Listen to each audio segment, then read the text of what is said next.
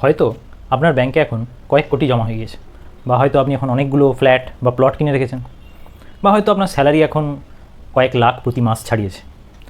এবার আপনি ভাবছেন যে আপনি বেশ বড়লোক হয়ে গেছেন, মানে একটা ঠিক বড়লোক ফিল হচ্ছে যে আশেপাশের লোকজনের থেকে আমার ব্যাঙ্ক অ্যাকাউন্টে বা আমার কাছে অনেক বেশি পয়সা আছে, বা আমি অনেক বেশি রোজগার করছি। চলুন আজকে একটু রিয়েলিটি চেক করা যাক।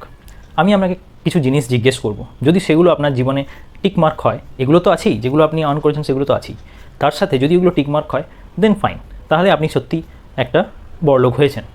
কিন্তু যদি সেগুলো টিকমার্ক না হয় না, তাহলে আপনি বড়লোক হননি, আপনি একটা বাবল ক্রিয়েট করেছেন আপনার চারিপাশে, আর সেইটা যেদিন ফাটবে সেদিন বাস্তবে গিয়ে আপনি পড়বেন, বাস্তবের মাটিতে গিয়ে পড়বেন।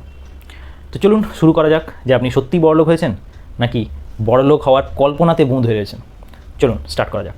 চ্যানেলটাকে সাবস্ক্রাইব করুন, আমি চাই আপনাদের জন্য বেটার কন্টেন্ট আনতে, আর এগুলো বানাতে আমার সময় এবং মোটিভেশন দুটোই লাগে।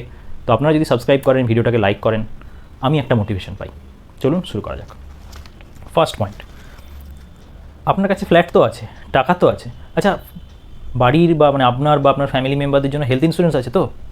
সেটা যদি না থাকে, আপনার ব্যাঙ্ক অ্যাকাউন্টে যত টাকাই থাক, হসপিটালে ভগবান না করুন যদি কখনো হসপিটালে যেতে হয়, সেই রকম যদি কোনো বড় কিছু হয়, তাহলে কিন্তু আপনার সেই সমস্ত জমানো পুঁজি যেতে ওই 1 কি 2 রাত বা 1 সপ্তাহই লাগবে। তো এইটা ইনশিওর করবেন যে আপনার হেলথ ইন্স্যুরেন্স আছে কি না। First point. Second point, term insurance আছে তো? টার্ম ইন্স্যুরেন্স মানে সিম্পল, যদি ভগবান না করুন কোনো কারণে আপনি যদি ফ্যামিলির আর্নিং মেম্বার হন এবং আপনি যদি কোনো কারণে মারা যান, তাহলে আপনার উপর যারা ডিপেন্ডেন্ট তারা কোথায় যাবে? সেই কারণের জন্য টার্ম ইন্স্যুরেন্স নেওয়াটা খুব জরুরি।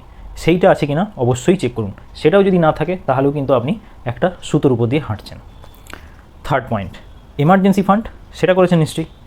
এমার্জেন্সি ফান্ড হচ্ছে, ধরুন কোনো কারণে যদি আপনি চাকরি হারান এই মুহূর্তে, যদি আমি ধরে নিচ্ছি যদি প্রাইভেট জব হোক বা অন্য কোনো সিচুয়েশনে যেখানে আপনি কিছুদিন চাকরি করতে পারলেন না, সেক্ষেত্রে আপনার ফ্যামিলি বা আপনার যে লাইফস্টাইল, যেই টাকা প্রতি মাসে খরচা হয়, সেই টাকা মিনিমাম 6 মাস, সেই 6 মাসের টাকা আপনার অ্যাকাউন্টে থাকা জরুরি, এটাকে বলে এমার্জেন্সি ফান্ড। তো সেইটাও আছে কি না অবশ্যই চেক করবেন, নাহলেও কিন্তু আপনি ঠিকঠাক জায়গায় নেই। ফোর্থ পয়েন্ট, যেটা খুব ইম্পর্ট্যান্ট, যেটা সচরাচর কেউ তো বলে না, আপনার কাছে অনেক ফ্ল্যাট আছে, অনেক প্লট আছে, হতেই পারে আছে, কিন্তু কখনো চেক করে দেখেছেন যে সেগুলো আদৌ বিক্রি করতে পারবেন কি না? এবার আপনি ভাবছেন যে আমি কেন বিক্রি করবো, আমি তো এটা ইনভেস্টমেন্ট। দেখুন, ইনভেস্টমেন্ট মানুষ করে সেই কোনো একটা ভবিষ্যতের কথা ভেবে, যে হয়তো সেটা কখনো কাজে লাগবে। ধরুন আপনি এমন একটা জায়গায় জমি কিনেছেন দালালদের ধরে, সেই জমিটা আপনাকে ওই মুখেই ভ্যালু বাড়ছে, ওই জমিটার দাম ডবল হয়ে গেছে, ওই পাশ দিয়ে রাস্তা হয়ে যাবে, তখন আপনার জমিটার দাম এত টাকা হবে, সেইটা কি আদৌ বাস্তবে হয়েছে? কাস্টমার দেখান, কাস্টমারকে আপনি অ্যাটলিস্ট একটা রিয়েলিটি চেক করুন, যে আপনার যে ফ্ল্যাটটা সত্যি কি কেউ কিনতে চান, বা আপনার ফ্ল্যাটটায় কেউ কি সত্যিই ভাড়া থাকতে চান, বা আপনার যে জমিটা আছে সেটা কি সত্যিই আপনার দরকারের সময় আপনি বিক্রি করতে পারবেন। এই জমি, ফ্ল্যাট, প্লট, এগুলো যা কিনবেন, এগুলো লিকুইডিটি খুব খারাপ, রিটার্নও তুলনামূলকভাবে অন্যান্য ইনভেস্টমেন্টের থেকে কম। সেই কারণে আপনার কাছে টাকা এসছে, ক্যাশ টাকা, বা আপনি হয়তো অনেক ইনকাম করছেন, আর আপনি সেটাকে ভাবলেন দারুণ একটা ইনভেস্টমেন্ট করলেন, একজন দালালের হাত ধরলেন, বা আপনার ফ্যামিলিতে যদি কেউ জমি জমার কাজকর্ম করে তার কাছ থেকে আইডিয়া নিয়ে একটা জমি কিনে ফেললেন, ফ্ল্যাট কিনে ফেললেন, কিন্তু তারপরে সিচুয়েশনগুলো কেউ দেখে না। অতএব এটাও চেক করুন যে আপনার এই যেই জমি বা ফ্ল্যাট, সেগুলো লিকুইড কিনা। যখন আপনার দরকার হবে সেই সময় যদি আপনি ফ্ল্যাট বা জমি বিক্রি করতে চান, রাতারাতি ধরুন কোনো কারণে দরকার হলো, দেখবেন জলের দরে বেচে দিতে হচ্ছে, লাভ তো পাবেনই না, উল্টে ওই কেনা দামটা পাবেন কিনা সন্দেহ। তো সেই কারণের জন্য এই মাঝে মধ্যে এই চেকগুলো করে রাখাও খুব দরকার। এই 4টে পয়েন্ট হয়ে গেল। এবারে আসি কিছুটা একটু অন্যরকম, এটাও একটা পয়েন্ট, খুব ইম্পর্টেন্ট পয়েন্ট, খুব আসল পয়েন্ট এটা। আচ্ছা, আপনাদের ফ্যামিলিতে বা আপনারা নিজেরাও করেন কি না আমি জানি না, অনেকেই এরকম আছেন, ধরুন বাড়িতে কোনো অনুষ্ঠান হচ্ছে বা অনেকে এসছেন, তাদের মধ্যে একজন থাকেন চরম ব্যস্ত, প্রচুর ব্যস্ত, ওনার কাছে সবসময় ফোন আসছে, উনি প্রচণ্ড ব্যস্ত, প্রচুর টাকা ইনকাম করছেন, তো ওনার হাতে একদম সময় নেই। হ্যাঁ, তো এরকম কিছু ধরনের লোক আছে যারা সবসময়, এবং দেখবেন কিছুটা শো অফ করে, যে আসলে আমি কোম্পানির এখন এই পজিশানে আছি, আমার আন্ডারে এতগুলো লোককে আমাকে হ্যান্ডেল করতে হয়, আসলে কোম্পানির খুব চাপ আছে, আসলে আমার উপর এত দায়িত্ব আছে। এদেরকে দেখলে আমার কিছু কিছু সময় হাসি পায়। একটা সত্যি কথা বলা ভালো, এইসব লোকজন যারা বিশেষ করে এরকম দেখান নিজেদেরকে, তাদের চেয়ে বোকা এই দুনিয়াতে কেউ নেই। আপনাকে কোম্পানি যত টাকাই দিক, কোম্পানি আপনাকে 8 ঘন্টার জন্য এই টাকাটা দিচ্ছে, আর আপনার কাছ থেকে কাজ করিয়ে নিচ্ছে 12 ঘন্টা, আর আপনি সেটাতে, আর আপনার একটু পিঠ চাপড়ে দিচ্ছে আপনার, ব্যাস আপনি খুশি। আপনি তাতেই ছুটছেন 12 ঘন্টা 14 ঘন্টা, আর সঙ্গে কী করছেন, একটা ট্যাবলেট বা ওষুধের একটা বাক্স নিয়ে ঘুরছেন। কারণ সঠিক সময় তো আপনি খান না, আপনি কোনো এক্সারসাইজ করেন না, আপনি কোনো কিছু ফ্যামিলিকে সময় দেন না। আসলে আপনি একটা টাকা ইনকামের মেশিন হয়ে গেছেন।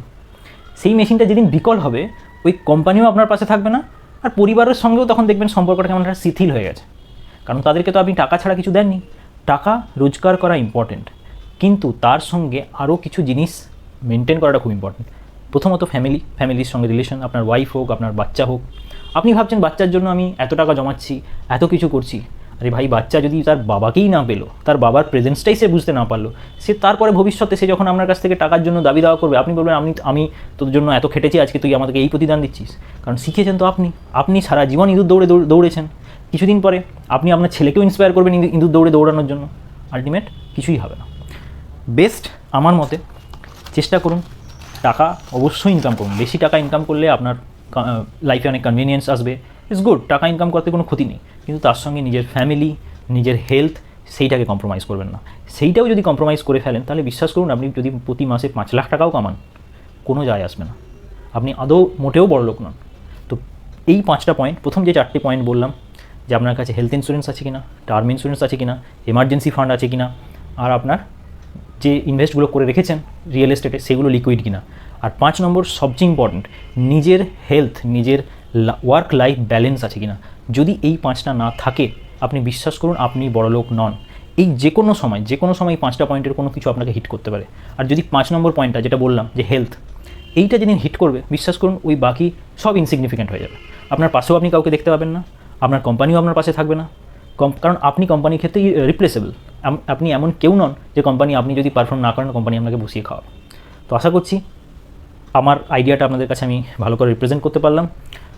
চ্যানেলটা সাবস্ক্রাইব করুন, ভিডিওগুলো ভালো লাগলে শেয়ার করুন, লাইক করুন। Thank you.